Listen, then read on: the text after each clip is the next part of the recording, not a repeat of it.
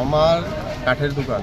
তো আমি গেছি লক্ষ্মী মূর্তি কিনতে, আয়া দেখি মিঠু দেবনাথ বনবিহার বাড়ি, সে আমার রুমের মধ্যে দোকান ঘরের মধ্যে পুরা 2 লিটার মানে ডিজেল না কেরোসিন জানি পুরা ইয়ে করে দিছে, ছিটাই দিছে, দিয়ে সেটা আগুন ধরে দিছে। এমন সময় আমরা মানে ধৈর্য সেটা কোনো রকমে এটার থেকে ইয়ে করছি, এরপরে বাড়ি থেকে গেছে গিয়ে এখন পুলিশে ধরে আনছে। কি কারণে মানে আগুন লাগানোর চেষ্টা করছে এটা আমরা তো এখন কিছু কইতে পারতাছি না, কারণ এর লগে আমার কোনো ঝগড়াও নাই। এখনো পুলিশের সামনেও কইতাছে আমার সঙ্গে কোনো ঝগড়া নাই, কিন্তু আমার দোকানের মধ্যে ঢাইলা দিছে।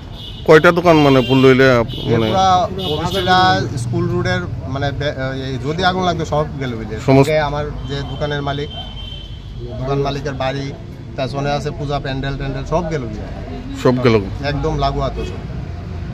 এখন আমরা থানাতে আছেন, আপনারা কি চাইছেন বিষয়টা এখন কি চাই? সুষ্ঠু বিচার।